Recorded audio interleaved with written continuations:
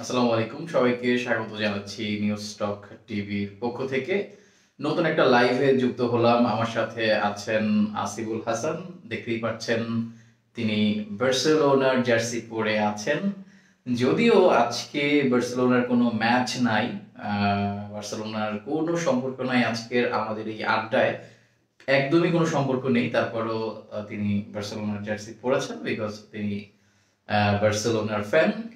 সভাপতি বুঝতে পারছেন, আজকে আমরা বিগ ক্যাপশন দিয়েছি বিগ ম্যাচ কলিং, অর্থাৎ আজকে চ্যাম্পিয়ন্স লিগের প্লে অফের প্রথম লিগের খেলা এবং 4টা ম্যাচ আজকে হবে। 4টা ম্যাচের ভিতরে অবশ্যই বিগ বিগ বিগ ম্যাচ হচ্ছে Manchester city versus Real Madrid.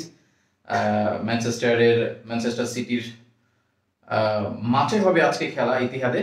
তো আমরা আসলে সেই সব বিষয় নিয়ে আড্ডা দিব। এখন বাজে 1টা 8 আর খেলা শুরু হবে 2টায়। তো সেটা নিয়ে আলোচনা করতে আমার সাথে আছেন আসিফুল হাসান, বার্সেলোনা ফ্যান। তো আসিফুল হাসান, কি মনে হচ্ছে, কি বার্সেলোনার জার্সি পরে আমার সাথে আলোচনায় বসেছেন, তো আপনার ম্যাচ নিয়ে কিছু জানতে চাই, কি ভাবছেন কি আপনি আসলে? আসসালামু আলাইকুম। আজকে রাউন্ড অফ 16 এর ম্যাচে, এই ম্যাচে রিয়াল মাদ্রিদ আর ম্যান সিটি যে থাকবে এটা কিন্তু শুরু দিকে কেউ প্রত্যাশা করে রাউন্ড অফ 16 না, এটা হচ্ছে 16 এ যাওয়ার যে লড়াইটা। এখন তো ফরম্যাট চেঞ্জ হয়েছে, প্লে অফ। এটাকে এখন প্লে অফ বলা যায়। পয়েন্ট তালিকার 1 থেকে 8 পর্যন্ত যারা আছেন তারা হচ্ছে সরাসরি রাউন্ড অফ 16 এ চলে গেছে, আর যারা 9 থেকে 24 পর্যন্ত আছে তারা হচ্ছে আজকে মানে এখন প্লে অফ খেলবে। তাদের 2টা লেগ হবে, এই 2টা লেগের ভিতরে সেই আগের নিয়মে চলে আছে, আর বাকি 8টা দেওয়া যাবে। তারপর রাউন্ড অফ 16 চালু হবে, চালু যথারীতি চ্যাম্পিয়ন্স লিগের বাকি ম্যাচগুলো হবে। হ্যাঁ, যেটা বলছিলাম, এই পর্যায়ে ম্যান সিটি আর রিয়াল মাদ্রিদ কিন্তু থাকার কথা না, কারণ তারা স্বভাবতই তারা একটা সেরা দল বলা যায়। চ্যাম্পিয়ন্স লিগের অন্যতম দল রিয়াল মাদ্রিদ, ম্যান সিটিও তারাও গত সিজনের আগের সিজনে তারা চ্যাম্পিয়ন্স লিগ জিতছে, সেই সিজনে তারা ট্র্যাবল জিতছে। তো সেখানে স্বভাবত দেখা যায় যে বড় বড় দলগুলো লড়াই আসলে হয় সেমিফাইনাল কোয়ার্টার ফাইনালে গিয়ে। তো এবার লিগটা, এই চ্যাম্পিয়ন্স লিগটা বেশি দল নিয়ে, 48 দল নিয়ে করার কারণে কিন্তু এই যে ফরম্যাটটা একটু উল্টোপাল্টা হয়েছে বলতে শুরু দিকে কিন্তু যখন যে 48 দল খেললে তখন রাউন্ড অফ 16 কিরকম হবে বা কিরকম কি, এটা নিয়ে কিন্তু সবাই একটু মানে একটা অনেকেই কনফিউশনে ছিল, কিন্তু কনফিউশনটা আসলে একদম পরিবর্তন হয়ে গেছে। এবারের ফরম্যাটটা নিয়ে আসলে যারা ফরওয়ার্ড ফুটবলার ছিল, যেদিন ড্র হয়েছে চ্যাম্পিয়ন্স লিগের সেই দিনও কিন্তু আসলে দেখা গেছে, কিন্তু এইবারের এই ফরম্যাটটা কিন্তু সবাই অভ্যস্ত হয়ে গেছে এবং খেলা অনেক বেশি হয়েছে। এবং আসলে আমার মনে হয় আগের ফরম্যাটের থেকে এই ফরম্যাটটা একটু টাফ, এবং এই ফরম্যাটটা আগের থেকে জমজমাট হয়েছে। আগে যেরকম আমরা একটা ম্যাচ হলে বা একটা গ্রুপের আমরা বলতে পারতাম যে এই এই এই এই টিমগুলো পরের রাউন্ডে যাবে অথবা রাউন্ড অফ 16 এ যাবে, কিন্তু এই বছর কিন্তু এই যে ম্যানচেস্টার সিটির মতো টিম কিংবা হচ্ছে রিয়াল মাদ্রিদের মতো টিম কিন্তু রাউন্ড অফ 16 এর সরাসরি যেতে পারে না, তাদের প্লে অফ খেলতে হচ্ছে। এবং এই প্লে অফেও হয়তো বা তারা নাও থাকতে পারতো, মানে এক প্রকার বাদ হয়ে যাওয়ার মতো একটা অবস্থা ছিল। আচ্ছা, যাই হোক, আমরা আসলে আজকের ম্যাচের আলোচনায় চলে আসি। হ্যাঁ, যেটা বলছিলাম, এখন কিন্তু ম্যান সিটি রিয়াল মাদ্রিদ দুই দলের এক দল কিন্তু অবশ্যই এখান থেকে বাদ যাবে, অবশ্যই বাদ যাবে। এখন এখানে দেখেন, আগে কিন্তু বড় বড় দলগুলো লড়াই হতো কোয়ার্টার ফাইনালে, সেমিফাইনালে। লাস্ট 2-3টা সিজন যদি দেখেন, সেখানে কিন্তু রিয়াল মাদ্রিদের সাথে ম্যান সিটি সেমিফাইনালে গিয়ে তারপর তাদের দেখা হয়েছে। সেখানে এই যে এই নিয়মে আসার পরে, হ্যাঁ ঠিক আছে, ওকে, এই নিয়মে আসার পরে কিন্তু এখন একটু যে বড় দলগুলো এখন তারা যদি রাউন্ড অফ 16 এ না যায়, তখন দেখা যাবে যে এখান থেকে একটা দল রিয়াল মাদ্রিদ অথবা ম্যান সিটি একটা দল কিন্তু বাদ পড়বে। এখন আজকের ম্যাচ নিয়ে যদি বলি, আজকের ম্যাচটা কিন্তু ম্যান সিটির ঘরের মাঠে ইতিহাদে। তো ইতিহাদে হওয়ায় এখানে অবশ্যই ম্যান সিটি তারা একটু অ্যাডভান্টেজ পাবে, যেহেতু তাদের ঘরের মাঠে খেলা। তার উপরে রিয়াল মাদ্রিদেরও বর্তমানে অবস্থা কিন্তু এখন বর্তমানে একটু নাজেহাল, একটু খারাপ অবস্থা। কারণ শুধু রিয়াল মাদ্রিদই না, আপনি যদি চিন্তা করেন যে আজকের ম্যাচটাতে দুইটা দলই কিন্তু একটু মরালি ডাউন থাকবে। মানে ডাউন থাকবে বলতে আমি এরকম বোঝাচ্ছি যে তাদের দুইটা দলেরই কিন্তু একটু খারাপ অবস্থা যাচ্ছে। দুইটা দলেরই ইনজুরি আছে, দুইটা দলেরই ইনজুরি প্রবলেম আছে। বিশেষ করে ম্যানচেস্টার সিটির তো আছেই, রিয়াল মাদ্রিদেরও আছে। আপনি জানেন রিয়াল মাদ্রিদের বিশেষ করে ব্যাক লাইন মানে ডিফেন্স লাইনে যারা যারা আছে তারা কিন্তু অনেকেই অনেকেই নাই। তার ভিতরে আপনি যদি ধরেন রুডিগারের কথা বলেন, রুডিগার হচ্ছে আহ, রিয়াল মাদ্রিদের সবচেয়ে ভরসার একজন ডিফেন্স লাইন আপ। রুডিগারের কথা বলেন, কামাভিঙ্কার কথা বলেন, তারা কিন্তু ইনজুরিতে আছে। সো কোনো এক প্রকার দুইটা দলই কিন্তু একটু দুর্বল আছে। মানে আজকে মনে হচ্ছে যে দুর্বলদের সাথে, মানে দুর্বল বলতে আমি ওভাবে বোঝাচ্ছি না, অবশ্যই Manchester city big team, Real Madrid big team, কিন্তু এই মুহূর্তে পরিস্থিতি যেটা, সেটার দিক যদি বিবেচনা করেন তাহলে তারা অন্য দলের তুলনায় কিন্তু তারা অনেকটা পিছিয়ে। যেরকম আপনি এর আগে ম্যানচেস্টার সিটি পাঁচ পাঁচ গোলে হারছে আর্সেনালের সাথে। তারপরে এই বছর রিয়াল মাদ্রিদের যেই টিম কম্বিনেশন, কিংবা রিয়াল মাদ্রিদ কিন্তু বিগ টিমের কাছে, মানে বিগ টিমে একদম এক, যদি আপনি বিগ টিম বলতে কাকে বোঝাবেন, লিভারপুলকে বোঝাতে পারেন চ্যাম্পিয়ন্স লিগে, বার্সেলোনা বলতে পারেন, অ্যাটলেটিকো মাদ্রিদ বলতে পারেন। তো এই যে এত মানে এই বড় টিম গুলোর বিপক্ষে কিন্তু রিয়াল মাদ্রিদ এবছর জয় পায় নাই। তো তার মানে দুইটা দলই কিন্তু এক প্রকার সেম কন্ডিশনে আছে বা সেম ভাবে আগাচ্ছে। তো আজকে মানে ওই হিসাব বিবেচনা করলে মনে হচ্ছে যে দুইটা দলই এখন পর্যন্ত ইকুয়ালি আছে। কিন্তু এখানে অবশ্যই ম্যান সিটি একটু অ্যাডভান্টেজ পাবে, যেহেতু তাদের ঘরের মাঠে খেলা। আর এই ক্ষেত্রে আপনার যেহেতু দুইটা লেগ হবে, সেখানে কিন্তু রিয়াল মাদ্রিদের এদিক থেকে একটু সুবিধা হয়েছে, যেহেতু পরের ম্যাচটা তাদের ঘরের মাঠে হবে। কারণ দুই লেগ মিলিয়ে কিন্তু ফলাফল বিবেচনা করা হবে। তো তখন দ্বিতীয় ম্যাচটা তাদের ঘরের মাঠে হওয়ায় তখন কিন্তু রিয়াল মাদ্রিদ এই বাড়তি অ্যাডভান্টেজটা পাবে। এখন আজকের ম্যাচে ম্যান সিটি যেহেতু তাদের ঘরের মাঠে খেলা, তারা একটু গোল ব্যবধানে বেশি এগিয়ে থাকতে চাইবে। কারণ যেহেতু পরের ম্যাচটা রিয়াল মাদ্রিদে খেলা, আবার এই ম্যাচটা দেখবেন রিয়াল মাদ্রিদ চাইলে কিন্তু সাত বন্ধ করে দিতেও পারে। রিয়াল মাদ্রিদের লাস্ট ম্যাচটা অ্যাটলেটিকো মাদ্রিদের সাথে সাত বন্ধ করে কিন্তু লাভ তো হয় না আসলে। কারণ সাত বন্ধ করা তো মূলত হচ্ছে মানে জাস্ট একটা ভয় দেখানোর একটা বিষয়, বাট ছাদ বন্ধ করা মানে এই না যে তারা জিতে যাবে, তাই না? তারা কিন্তু এবার আসলে যেটা বলছিলেন যে বড় কোনো দলের সাথে ওইভাবে জয় পায় নাই। তো জয় না পাওয়ার পরেও তারা দেখা যায় যে লা লিগায় কিন্তু তারা টেবিল টপার, তারা কিন্তু টপে আছে। যদিও অ্যাটলেটিকো মাদ্রিদের থেকে 1 পয়েন্ট আগানো, ওদিকে বার্সেলোনা থেকে 2 পয়েন্টের মতো আগানো। লা লিগাটা কিন্তু এবার খুবই মানে প্রতিদ্বন্দ্বিতামূলক হইতেছে, যেখানে আপনি 4-5 এর দলগুলো কিন্তু এদিকে ম্যান সিটি তারা আবার এই ইংলিশ প্রিমিয়ার লিগে খুব একটা ভালো অবস্থানে নাই। তাদের তো টানা 7-8 ম্যাচ তারা হারছে, কোনোভাবেই জয়ের মুখ তারা দেখে নাই। কিন্তু শেষ পর্যন্ত জয়ের মুখে দেখা এবার এই 25-এ এসে পাইছে। ওকে, আমি হচ্ছে এর মাঝখানে একটা তথ্য দিয়ে রাখছি, সেটা হচ্ছে ম্যানচেস্টার সিটি কিন্তু তাদের আরো প্রায় আধা ঘন্টা আগে তাদের মানে বেস্ট 11 অর্থাৎ প্রথম স্টার্টিং 11 কিন্তু তারা প্রকাশ করে ফেলেছে।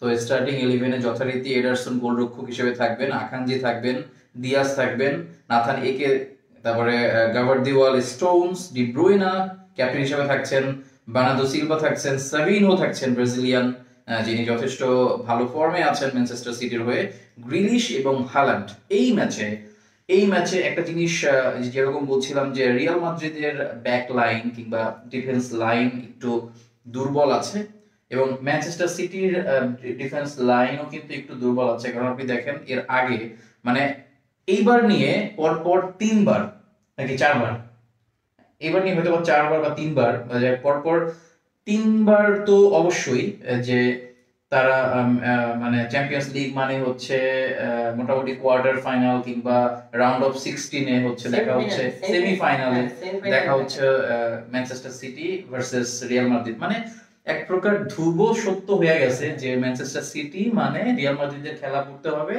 এই চ্যাম্পিয়ন্স লিগে। এবং এর ভিতরে গত ম্যাচগুলোতে যেরকম এবার তো প্রথম হচ্ছে ম্যানচেস্টার সিটির বা সরি রিয়াল মাদ্রিদের সাথে কিলিয়ান এমবাপ্পে যোগ দিচ্ছেন, তারপরে তো ম্যানচেস্টার সিটির সাথে প্রথম খেলা। তো এর আগে এর আগে ফরওয়ার্ড হিসেবে আমরা কাকে চিনতাম, যে ভিনিসিয়াস জুনিয়র যথেষ্ট ভোগাতো ম্যানচেস্টার সিটিকে। সেই ভিনিসিয়াস জুনিয়রকে কিন্তু বোতলবন্দি করে রাখতো কাইল ওয়াকার। হ্যাঁ, তো এই কাইল ওয়াকার কিন্তু আজকের ম্যাচটায় খুবই গুরুত্বপূর্ণ ছিল, কিন্তু কাইল ওয়াকার তো এখন নাই। তো এখন কাইল ওয়াকারের কাজটা আসলে কে করবেন? আপনি যদি বলেন এখানে আকানজি কিংবা নাথান একে গার্দিওয়াল, হ্যাঁ গাভার্দিওয়াল যাকে বলা হয়, গাভার্দিওয়াল হয়তো বা অনেকটা এফেক্টিভ। গত সিজনে তাকে কন্ট্রাক্ট করা হয়েছে, গত সিজনে ভালোই খেলছে, এই বছরও ভালো খেলছে। তবে কাইল ওয়াকারের শূন্যতা কিন্তু আসলে পূরণ করা যাবে না। এবং কাইল ওয়াকার আপনার ভিনিসিয়াস জুনিয়রকে বোতলবন্দি করতেন, কিন্তু এইবার কিন্তু আবার ভিনিসিয়াস জুনিয়রই শুধু নাই, সাথে এমবাপ্পে জয়েন করছে। মানে দুইজনকে তাকে আটকাতে হবে। এখন যদি আপনি বলেন যদি আপনি ওই উজবেকিস্তান থেকে আনা হয়েছে হচ্ছে নামটা যেন কি খুশানভ, হ্যাঁ খুশানভ, আব্দুল কাদের খুশানভকে আনা হয়েছে। তো খুশানভ তো খুবই ছোট, 17-18 বছর বয়স। তো কেবল আসলো, যদিও দুটা বা তিনটা ম্যাচ খেলছে। তো খুশানভকে দিয়ে তো হয়তো আজকে স্টার্টিং করাবে, কারণ হচ্ছে স্টার্টিং তো নাই, খুশানভ নাই। হ্যাঁ, তবে খুশানভ নামবে। আর হচ্ছে মানে সব মিলিয়ে আসলে ডিফেন্সিভটা আমার মনে হচ্ছে অনেকটা দুর্বল এদেরও, মানে ম্যানচেস্টার সিটির। এবার হ্যাঁ, রিয়াল মাদ্রিদেরও কিন্তু ম্যানচেস্টার সিটির মতোই অবস্থা, কারণ তাদের ডিফেন্স লাইনেও কিন্তু এই ম্যান সিটির মতো তাদের ডিফেন্স লাইনে দুর্বল।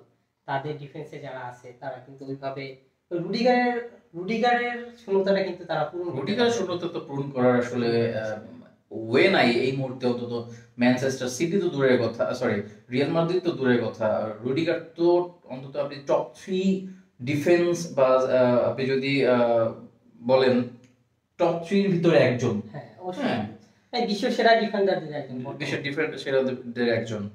আবার এদিকে একটা নিউজ দেখা গেল, যেটা এটা আসলে মানে মুখে ছড়ানো নিউজ বলা যায়। Kylian Mbappe, Bellingham, Vinicius junior, এই রিয়াল মাদ্রিদের যেই তিনজন ফরওয়ার্ড, তাদের মধ্যে কিন্তু কিছুটা একটু মনোমালিন্য গত ম্যাচে দেখা গেছে।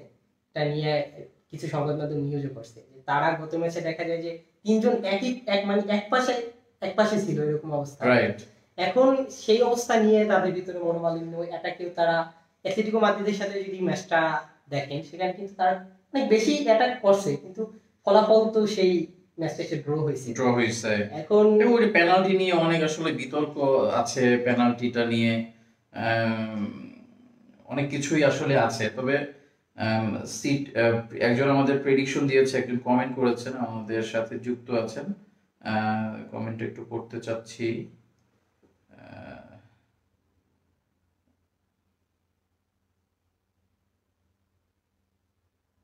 দেখি কমেন্টটা পড়তে চাচ্ছি, কমেন্টটা আসলে পাওয়া যাচ্ছে না।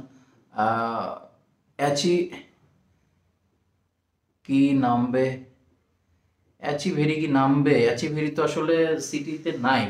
অ্যাচিভেরি না, কুশানভ আছে। অ্যাচিভেরি তো হচ্ছে আর্জেন্টিনার অনূর্ধ্ব 20 দলে খেলছে। অ্যাচিভেরি আসলে ম্যানচেস্টার সিটিতে এখন নেই কি, ওখানে তো ছিল না। এনিওয়ে কমেন্টটা তো পাওয়া যাচ্ছে না। আচ্ছা হ্যাঁ, যেটা বলছিলেন,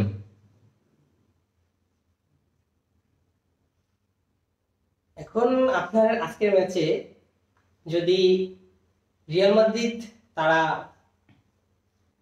যদি আজকের ম্যাচটা ড্র করে যেতে পারে, এটা কিন্তু রিয়াল মাদ্রিদের জন্য একটা বাড়তি অ্যাডভান্টেজ। অবশ্যই পরের ম্যাচটা তাদের ঘরের মাঠে, আর তাদের ঘরের মাঠে সেই বার্নাবুতে তারা কি করতে পারে সেটা তো আমরা জানি। যদিও এই সিজনে খুব একটা বার্নাবুর যেই কাজে দিচ্ছে অনেক কিছুই কাজে দিচ্ছে, সাথে তারা হারছে, বার্সেলোনার সাথে বড় ব্যবধানে হারছে, তারপরে এই যে অ্যাটলেটিকো মাদ্রিদের সাথে ড্র করলো। এখন তারা হয়তো এবার লিগে ভালোভাবে প্রতিদ্বন্দ্বিতা দিতেছে, কিন্তু চ্যাম্পিয়ন্স লিগে কিন্তু আমরা যে রিয়াল মাদ্রিদকে জানি, আমরা কোন রিয়াল মাদ্রিদকে চিনি, আমরা রিয়াল মাদ্রিদকে চিনি মানে রিয়াল মাদ্রিদ 15 বারে ইউসিএল জেতা দল, সেই দলের এখন রাউন্ড মানে ইউসিএল এর রাজা। ফুটবল বিশ্বের সর্বকালের সর্বসেরা ক্লাবই বলা যায়, কারণ যাদের কোনোটা ইউসিএল আছে তাদেরকে আপনি কেমন বা বলবেন না। তো সেখানে রিয়াল মাদ্রিদের মতো দল তারা যে 1 থেকে 8 এর মধ্যে থেকে তারপরে রাউন্ড অফ 16 যাবে এটাই তো স্বাভাবিক। কিন্তু সেখানে রিয়াল মাদ্রিদের এবারে এমন একটা অবস্থা হইলো যে রিয়াল মাদ্রিদ রাউন্ড অফ 16 আগেই বাদ পড়ে যাবে, এই যে প্লে অফ সেটার আগেও কিন্তু তারা বাদ পড়ে যাওয়ার মতো একটা অবস্থা ছিল। ওকে, আমি মাঝখানে একটা তথ্য দিয়ে দিচ্ছি, সেটা হচ্ছে আরো অনেক আগের তথ্য, তারপরে দিয়ে দিচ্ছি। সেটা হচ্ছে রিয়াল মাদ্রিদের স্টার্টিং 11-এ গোলরক্ষক হিসেবে আছে কর্তুয়া থাকবেন, এটা স্বাভাবিক। ভালভার্দে ক্যাপ্টেন হিসেবে থাকছেন, শুয়ামিনি থাকছেন, এসেনসিও থাকছেন, মেন্দি থাকছেন, গামাভিঙ্গা, তারপরে যে কেবলস থাকছেন, বেলিংহাম, রদ্রিগো, ভিনিসিয়াস জুনিয়র এবং এমবাপ্পে।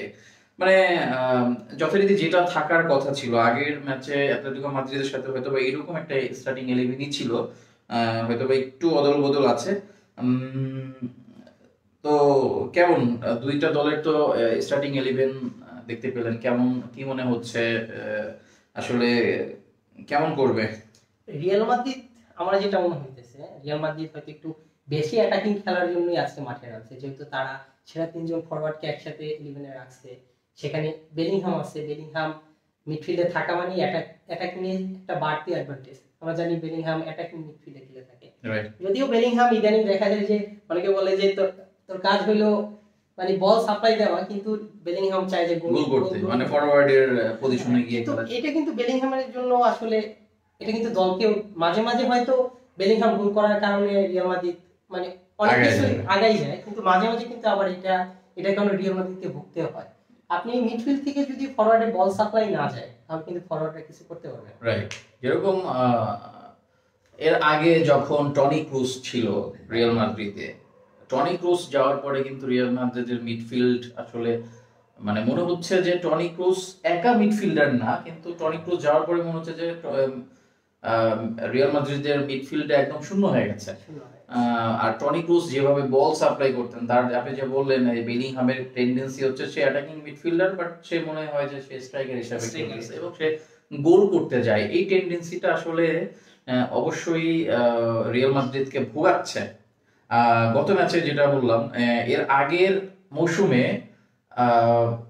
আপনার হচ্ছে কার্লো আনচেলত্তি একটা কথা বলেছিল যে যখন বেলিংহাম অনেক গোল করতেছিল, ফরওয়ার্ডরা গোল পাচ্ছিল না বা স্ট্রাইকাররা গোল পাচ্ছিল না, তখন বলতেছিল যে এটা ভালো কিন্তু এটা মন্দের ভালো।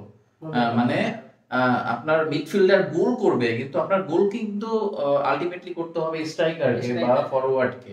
তো এই বছর এই যে গত ম্যাচেই যে কথাটা বলছে, তো আপনি যেটা বললেন সেটা হচ্ছে কার্লো আনচেলত্তি আর সবাইকেই বলছে, মানে প্রত্যেকটা ভিনিসিয়াস জুনিয়র, রদ্রিগো, এমবাপ্পে, এই বেলিংহাম সবাইকে কিন্তু বলছে যে আমি প্র্যাকটিসে কি করাইছি তোমরা সেটা করো। মানে হচ্ছে তারা কি করতেছিল, একজনের পজিশনে আরেকজন যে খেলতেছিল, যেরকম হচ্ছে বেলিংহামের পজিশনে গিয়ে খেলতেছিল রদ্রিগো, কিংবা হচ্ছে এমবাপ্পের পজিশনে ভিনিসিয়াস, মানে মানে এক প্রকার গোলমেল পাকায় ফেলা একটা বিষয় আছে না, ওই রকম একটা একদম ঘোজামিল পাকায় ফেলতেছিল। তো এই জন্য অনেকটা রাগ হইতেছিল। সেই রাগটাও আসলে ঝাড়ছে এবং কি মাঠের ভিতরেই ঝাড়ছে। মার্কা এটা নিয়ে একটা নিউজ করছে। তো অবশ্যই এই জিনিসটা অবশ্যই ভালো না যে আপনি এক পজিশনে খেলবেন, প্র্যাকটিসে একরকম করে অন্যভাবে হচ্ছে সেটাকে মাঠে ডেলিভার করবেন, এই জন্য আসলে রেজাল্টটা তেমন ভাবে আসে না। এই হচ্ছে বিষয়। তবে তবে যেটা বলা হচ্ছে দুইটা দলেরই একই অবস্থা, রিয়াল মাদ্রিদেরও খারাপ অবস্থা আগের তুলনায়, কিন্তু রিয়াল মাদ্রিদ তো রিয়াল মাদ্রিদই, চ্যাম্পিয়ন্স লিগের রাজা, তারা হয়তো বা কোনোভাবে পার পেয়ে যাবে এবং দেখা যাবে যে at the last of the season তারা কি করছে, তারা চ্যাম্পিয়ন্স লিগ জিতে গেছে, এমনও হইতে পারে। তবে এবার কিন্তু খুব একটা সহজ হবে না, এবছর সহজ হবে না, তারপরও মানে এরা তো আসলে ডেলিভার করে ফেলে।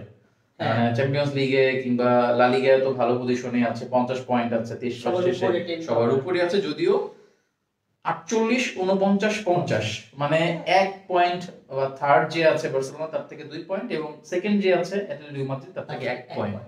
কিন্তু কিন্তু চ্যাম্পিয়ন্স লিগে কিন্তু তাদের একদম বাদ পড়ে পড়ে যাওয়ার অবস্থা, তারপর শেষ পর্যন্ত তারা উঠতে পারছে। তো আজকের ম্যাচটা অবশ্যই তাদের জন্য বলা যায় অগ্নি পরীক্ষা।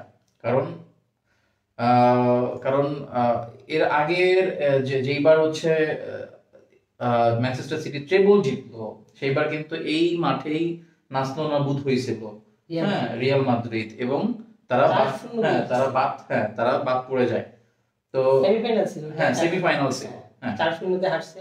তো তবে আপনি একটা জিনিস দেখেন, এই ম্যান সিটিকে হারিয়ে কিন্তু রিয়াল মাদ্রিদ আপনার এক সিজনে তারা কিন্তু ফাইনালে ম্যান সিটি হারিয়ে চ্যাম্পিয়ন্স লিগ জিতছিল 2020 না 21 সিজনে। না আমার যেটা হচ্ছে গত সিজনও লাস্ট 3 সিজন ধরে ম্যানচেস্টার রিয়াল মাদ্রিদ এই দুই দলের যেই মানে এই দুই দলের ম্যাচে যারা জিতে বা যারা বাদ পড়ে যায় তারা তো বাদই, যারা পরের রাউন্ডে চলে যাচ্ছে তারাই কিন্তু চ্যাম্পিয়ন্স লিগ জিততেছে। মানে হতে পারে এটা একটা চ্যাম্পিয়ন্স লিগ ডিসাইডেড একটা ম্যাচও হইতে পারে, কারণ এটা মানে এর পরের লিগও যারা যারা এই ম্যাচটা উতরাবে হয়তো তারাই চ্যাম্পিয়ন্স লিগ জিততে পারে, এমনও হতে পারে। কিন্তু এবার একটা জিনিস দেখেন, রিয়াল মাদ্রিদ ম্যান সিটির মতো দল তারা 1 থেকে 8-এ থাকবে এটা সবাই ভাবছে, কিন্তু সেখান থেকে তারা এখন রাউন্ড অফ 16-এও তাদেরকে প্লে অফ খেলে আসতে হইতেছে। এখন রাউন্ড অফ 16-এ দুই দলের এক দল বাদ পড়ে যাবে। এটা কিন্তু আবার আপনি চ্যাম্পিয়ন্স লিগ এবার যে ফরম্যাটে হয়েছে, শুরুর দিকে কিন্তু অনেক সমালোচনা বা আলোচনা যে কি রকম কি কেউ কিছু বুঝতেছে না। তো আপনি চ্যাম্পিয়ন্স লিগের এই গ্রুপ পর্বের লাস্ট ম্যাচটা যদি দেখেন, একসাথে আপনার কতগুলো ম্যাচ হলো? 16টা ম্যাচ হয়েছে। 16টা ম্যাচ না, 48 দল, প্রতিটা দলের একটা করে খেলা ছিল। তার মানে 24টা ম্যাচ ছিল। একটা রাউন্ডে 24টা ম্যাচ ছিল, 48 দল না, 48 দল, যেহেতু 48 দলের 24টা ম্যাচ ছিল, প্রতি দলের একটা করে ম্যাচ ছিল। তো যেহেতু 24 2 48, মানে একটা রাতে 24টা ম্যাচ ছিল, মানে একটা রাতে লাস্ট সিজনে, কারণ ওই যে লাস্টের দিন তখন কিন্তু যে কথা হইছে যে এইটাই হলো যে চ্যাম্পিয়ন্স লিগের আসল মজা। আপনি কোন ম্যাচ রেখে কোন ম্যাচ দেখবেন, চোখ ফেরানো দায়।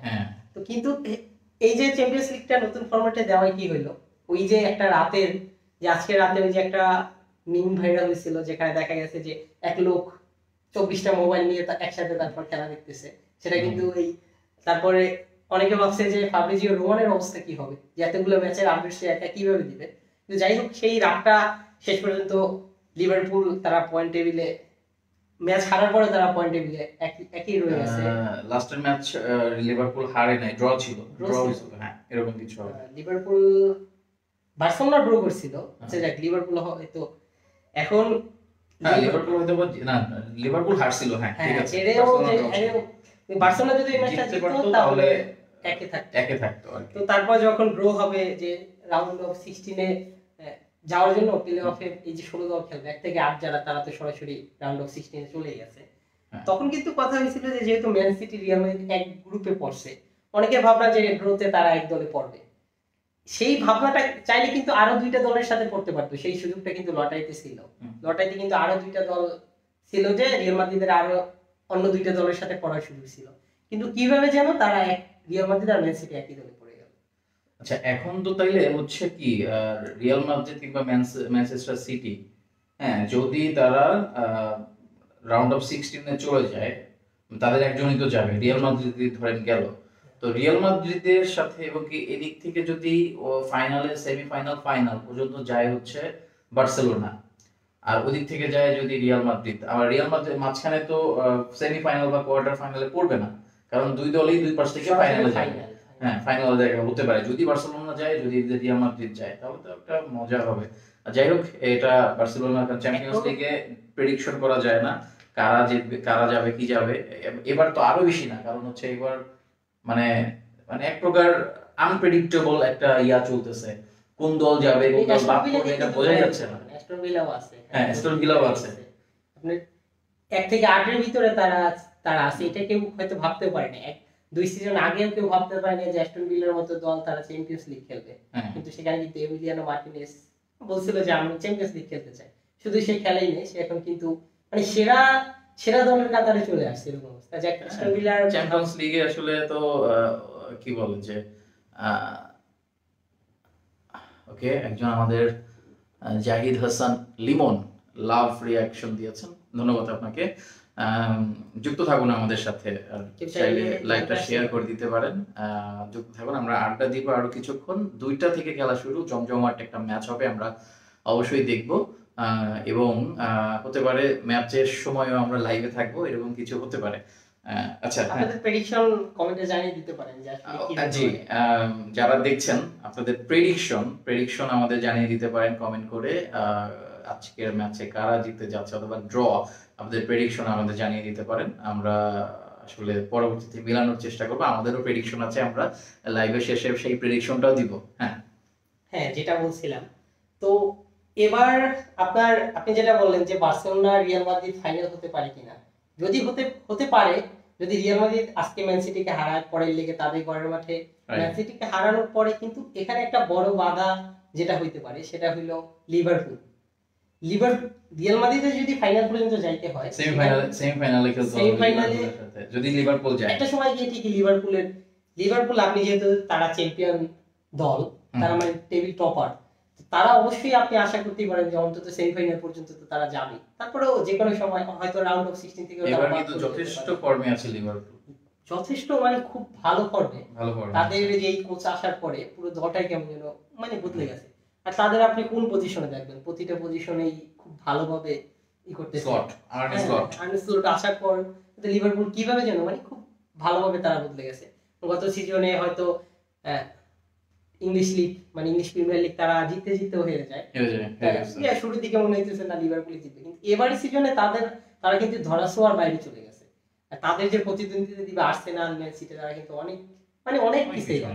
তো যাই হোক, এখন রিয়াল মাদ্রিদের যদি বার্সেলোনা রিয়াল মাদ্রিদ ফাইনাল দেখতেই হয়, তবে অবশ্যই সেখানে আপনার রিয়াল মাদ্রিদকে লিভারপুলের মুখোমুখি হতে হবে। লিভারপুলের মুখোমুখি হলে তখন দেখা যায় হয়তো রিয়াল মাদ্রিদ, আপনি এই যে দেখেন এই যেটা বললেন তখন যে রিয়াল মাদ্রিদ এবার রাউন্ড অফ 16-এও এই যে প্লে অফ খেলে তারপর যাইতে হচ্ছে, সেই দল হয়তো এবার চ্যাম্পিয়নও হয়ে যেতে পারে। প্রতিটা সিজনে এমন না যে বার্সেলোনা এই রিয়াল মাদ্রিদ আপনার শুরু থেকে ডমিনেট করে মানে খুব ভালোভাবে খেলে, তারপর আপনি অধিকাংশ সিজন দেখেন তাদের শুরুটা হয়তো খুব একটা ভালো হয় নাই বা দুর্বল একটা দলের সাথে হেরে যায়, এরকম অবস্থা। জি, লিভারপুলের ইংলিশ প্রিমিয়ার লিগে পয়েন্ট কিন্তু 56, তারা একটা ম্যাচ কম খেলে আছে। তারা 23 ম্যাচ খেলছে এই পর্যন্ত, আরো একটা ম্যাচ আছে। সেকেন্ড যারা 24 ম্যাচ খেলে 50 পয়েন্ট, তার মানে এখনো 6 পয়েন্ট হচ্ছে এগিয়ে আছে। আরো ধরে 3 পয়েন্ট আপনি যোগ করেন, জিতেই যেতে পারে। তো কত 9 পয়েন্ট যোগ করে 9 পয়েন্ট মানে অনেক। তো এই বছর বোঝা যায় যদি লাস্টের দিকে যদি লুজ না করে পয়েন্ট, তাহলে লিভারপুল তো ফাইনালে যাবে, মানে কি বলে যে ইংলিশ প্রিমিয়ার লিগ নিচ্ছে, হ্যাঁ এক প্রকার বলা যাচ্ছে। এবং কি ওইদিকে ভালো শেপে আছে চ্যাম্পিয়ন্স লিগে। লিভারপুলের মোহাম্মদ সালাহ দুর্দান্ত ফর্মে আছে এই বছরও। হ্যাঁ, মিডফিল্ডে আপনি যদি দেখেন ম্যাকঅ্যালিস্টারের কথা যদি বলি, প্রতি ম্যাচই প্রতিটা প্লেয়ারই তাদের বলা যায় ফর্মে আছে। তো এখন আমাদের আসলে মূলত কথা হলো যে আজকের ম্যাচে কি হবে, ম্যান সিটি আর রিয়াল মাদ্রিদ। তো রিয়াল মাদ্রিদ আর ম্যান সিটি যেটা বলছিলেন, দুই দলই কিন্তু বলা যায় যে দুইটাই এখন তারা দুর্বল দল না, অবশ্যই তারা এখন যেই মুহূর্তটা আছে সেই মুহূর্তটা মনে হচ্ছে তারা এখন শক্তিমত্তায় ইকুয়াল, সমান শক্তিমত্তা। তবে আমি যদি অ্যাটাকের দিক থেকে দেখি, সেখানে কিন্তু আমি অবশ্যই রিয়াল মাদ্রিদকে আগায় রাখবো, যেহেতু তাদের কাছে বর্তমান সময়ের সেরা অ্যাটাকিং যেটাকে বলে। আপনি দেখেন এক সাইডে ভিনিসিয়াস জুনিয়র, আরেক সাইডে রদ্রিগো, সামনে এমবাপ্পে। আপনি বর্তমানে এমবাপ্পের কাছে আপনি আর কোন ফরওয়ার্ডকে তো অবশ্যই আগে রাখতে পারবেন না, এমবাপ্পেকে আপনি আগে রাখতে হবে। হয়তো রিয়াল মাদ্রিদে আসার পর শুরুর দিকে একটু এমবাপ্পে এলোমেলো ছিল, তো এমবাপ্পে কিন্তু আজকের ম্যাচটা এমবাপ্পে পাশে আছে হাল্যান্ড। তো হাল্যান্ড কিন্তু বড় ম্যাচগুলোয় ব্যর্থ, এটা পরীক্ষিত। কিন্তু এমবাপ্পে কিন্তু আবার বড় ম্যাচগুলোয় জ্বালা মানে খুবই জ্বলে উঠতে পারে যে কোনো সময়। তো কি মনে হয় আজকে মানে হাল্যান্ড কি তার ধারাবাহিকতা আগের ব্যর্থ ফর্মের ধারাবাহিকতা বজায় রাখবে নাকি হাল্যান্ড জ্বলে উঠবে, এমবাপ্পে আগের যে ফর্ম যে বড় ম্যাচগুলোতে জ্বলে ওঠে সে হচ্ছে ফ্লপ যাবে? কি মনে হয় উল্টা হবে কিনা? উল্টা হবে। এমবাপ্পে কিন্তু লাস্ট ম্যাচে অ্যাটলেটিকো মাদ্রিদের সাথে গোল করে, একমাত্র গোলটা ছিল এমবাপ্পের ছিল। এটা হচ্ছে মানে ইকুয়ালাইজারে যে গোলটা, আদারওয়াইজ তো হেরেই যেত। তারপর ভিনিসিয়াসকে আপনি দেখেন, গত গত ম্যাচে ভিনিসিয়াস ভালো খেলছে কিন্তু গোল পায় নাই। আপনি একটা ম্যাচে যারা বিশেষ করে যারা অ্যাটাকে থাকে তারা হয়তো খুব ভালো পারফরমেন্স করে যদি ফলাফল না নিয়ে আসতে পারে, তখন কিন্তু মাঠে কি খেললো বা কতটা অ্যাটাক করছে এটা কিন্তু আসলে তখন বিবেচনা হয় না। বিবেচনা হয় যে গোল, মাঠের খেলাটা আসলে আপনার হয় গোল দিয়ে, যে কোন দল কত গোল করলো আর আপনার মানে ম্যাচের ফল কি হলো। তো গত ম্যাচে রিয়াল মাদ্রিদের ফলাফল ড্র হয়েছে, এটাই এখন ভিনিসিয়াস জুনিয়র কি পারফরমেন্স করছে বা বেলিংহাম কি করছে এটা কিন্তু আসলে আপনার হাইলাইট হবে না। এখানে হাইলাইটটা যেটা হবে সেটা হলো যে আলভারেজ পেনাল্টি থেকে গোল করছেন, এমবাপ্পে তিনি রিয়াল মাদ্রিদের হয়ে ইকুয়ালাইজার গোল করছে। এটাই কিন্তু আপনার ফলাফল, এটাই কিন্তু ফলাফল কিন্তু দেখা হবে। তো এমবাপ্পে যেহেতু গত ম্যাচে তিনি একটা গোল করছে, তাছাড়া এখন লাস্ট কয়েকটা ম্যাচ যদি দেখেন এমবাপ্পে তার সেই এমবাপ্পে ফিরে আসছে। এই ম্যাচে এমবাপ্পে জ্বলে উঠতে পারে, আর আমরা জানি এমবাপ্পে বিগ ম্যাচে কি করতে পারে। আর এমবাপ্পে যে বিগ ম্যাচে কি করতে পারে সেটা কিন্তু আমরা বিশ্বকাপের ফাইনালে দেখেছি কিভাবে জ্বলে উঠতে পারে।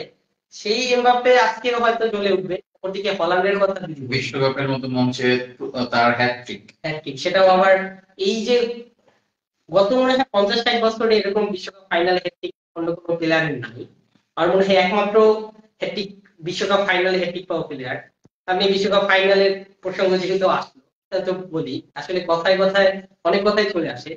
বিশ্বকাপ ফাইনালে কিন্তু এক পর্যায়ে এমন অবস্থা হয়েছিল যে ফ্রান্স আর্জেন্টিনার কাছে পারতেই পারছিল 60 না 70 মিনিট পর্যন্ত, 60 মিনিট পর্যন্ত সম্ভবত যে আর্জেন্টিনা একারে রাজত্ব করতেছে, সেখানে ফ্রান্সকে খুঁজে পাওয়া যাচ্ছে না।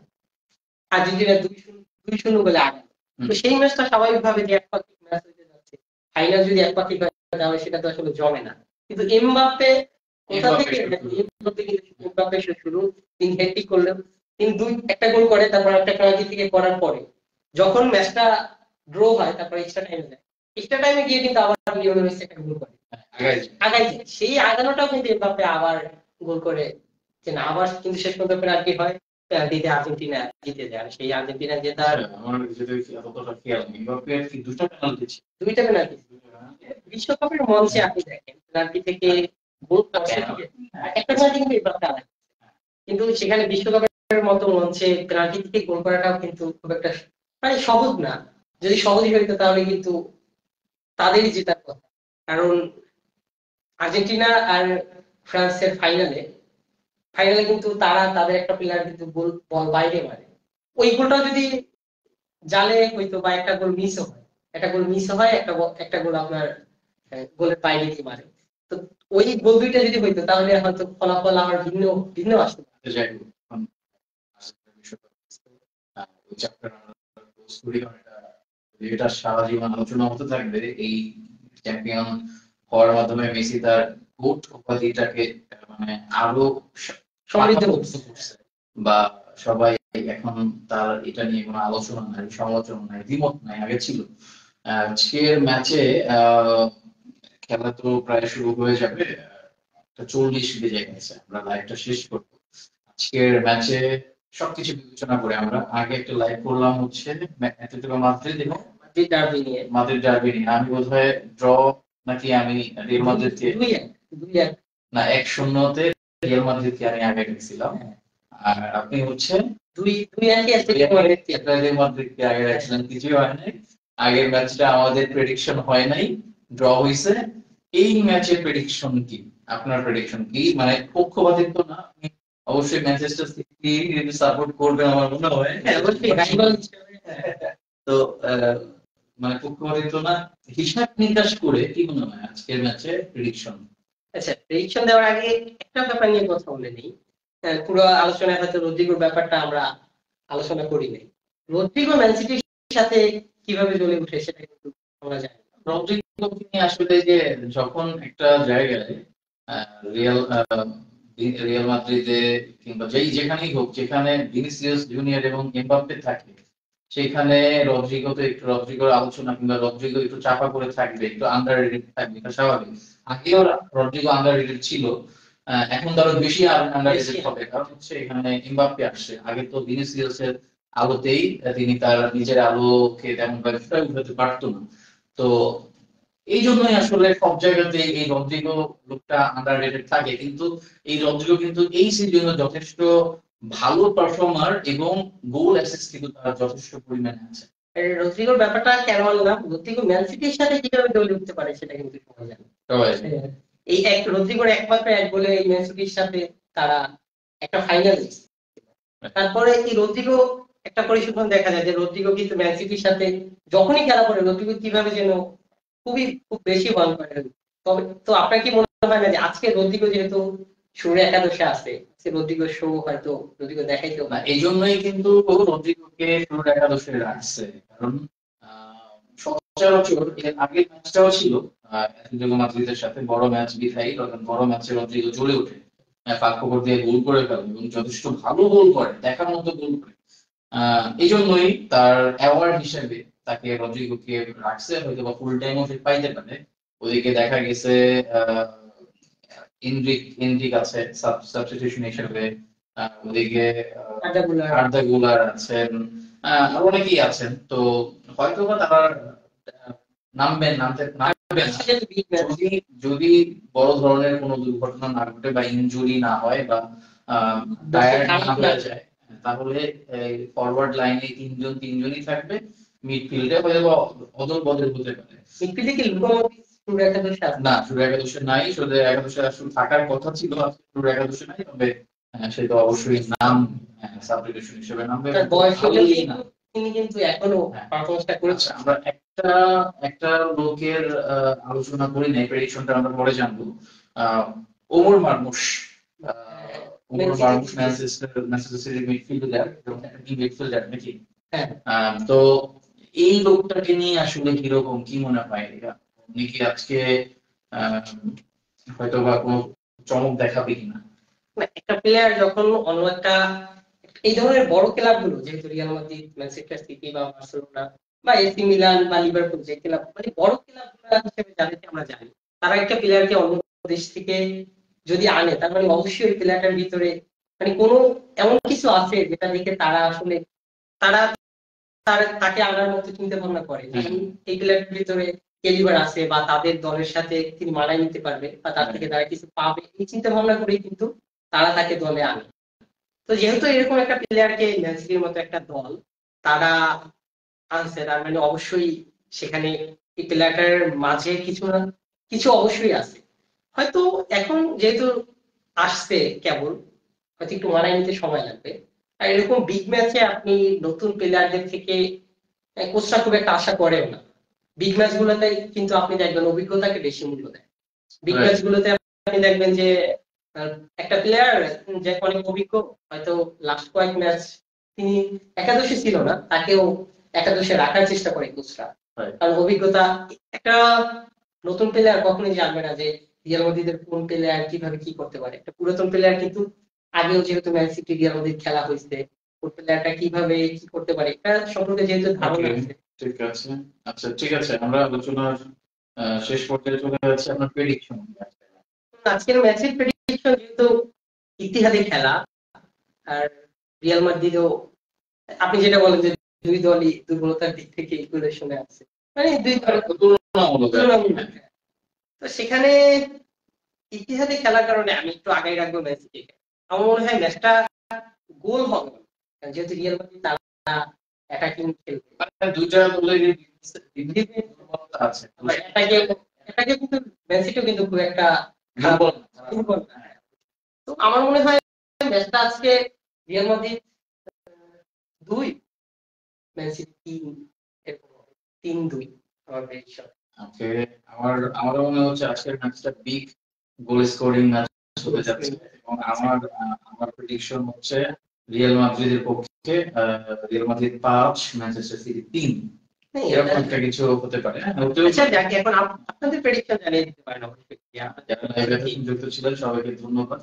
আমাদের লাইভে মাঝে মধ্যে যুক্ত থাকবো, বিশেষ করে বিগ ম্যাচ, গুলো আগে এবং এখন লা লিগা, তারপরে হচ্ছে চ্যাম্পিয়ন্স লিগ, বুন্দেসলিগা বলেন কিংবা ইংলিশ প্রিমিয়ার লিগ, সামনে চ্যাম্পিয়ন্স ট্রফি আসছে ক্রিকেটের 2025, যেটা দুবাই এবং পাকিস্তানে হচ্ছে, বিশেষ করে পাকিস্তানে হওয়ার কথা। যদিও শেষ পর্যন্ত ভারত রাজি না হওয়ায় এটা হচ্ছে পিচ মডেলের হচ্ছে ভারতের ম্যাচ গুলো হবে হচ্ছে দুবাইতে। আর আমরা তখনও কিন্তু ম্যাচের আগে পরে আলোচনায় আসবো, আলোচনা করতে লাইভে আসতে পারি, ভিডিও ক্লিপ দিতে পারি, আপনারা আমাদের সাথে যুক্ত থাকবেন। আপনাদের সাপোর্ট আমাদের অবশ্যই দরকার, অনেক অনেক সাপোর্ট করবেন আমাদের লাইভ কিংবা আমাদের কন্টেন্ট গুলো, আমাদের রিপোর্ট গুলো শেয়ার করবেন এবং আমাদের পাশে থাকবেন, আমাদের সাপোর্ট করবেন, কারণ সাপোর্ট করলে আমরা আসলে এগিয়ে যেতে পারবো। সবাইকে ধন্যবাদ এতক্ষণ আমাদের সাথে থাকার জন্য।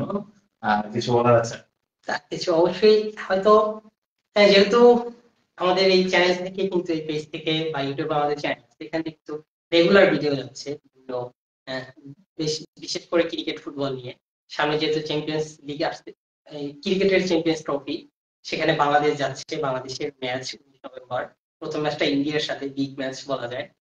যেহেতু বাংলাদেশ, পাকিস্তান, ইন্ডিয়া তারা এক দলে, এখানে বাংলাদেশের যদি পরবর্তী রাউন্ডে যেতে হয় তাহলে অবশ্যই এই দুইটা দলের একটা দলকে হারাতে হবে। প্রথম ম্যাচটাই বড় ম্যাচ, ইন্ডিয়ার সাথে ম্যাচটা কি ভারতের সাথে, তারপর মেবি নিউজিল্যান্ডের সাথে, তারপর পাকিস্তানের। তো এখানে যেহেতু সবগুলোই বড় দল, বাংলাদেশ ভারতকে হারাবে।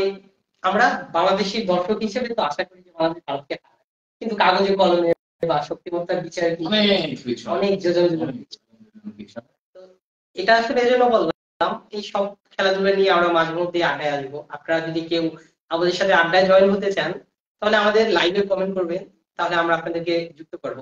আপনার ক্রিকেট বা ফুটবলের যে কোনো ম্যাচ সম্পর্কে আপনার কথাও আমরা শুনবো, বা আমাদের সাথে আড্ডায় যুক্ত হতে পারে। তো আজকে এই পর্যন্তই। এখন দেখা যাক, ম্যাচের প্রেডিকশন তো আমরা দিলাম। আমার prediction Real Madrid 2, Manchester city 3। আর প্রেডিকশন ছিল যে রিয়াল মাদ্রিদ 5 আর ম্যানচেস্টার সিটি 3 নাকি 2? 3।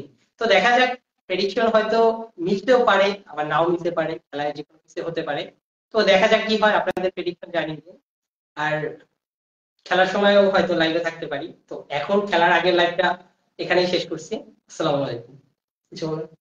আমার তো শেষ সবকিছু। ওকে, ধন্যবাদ সবাইকে। আল্লাহ হাফিজ। আল্লাহ।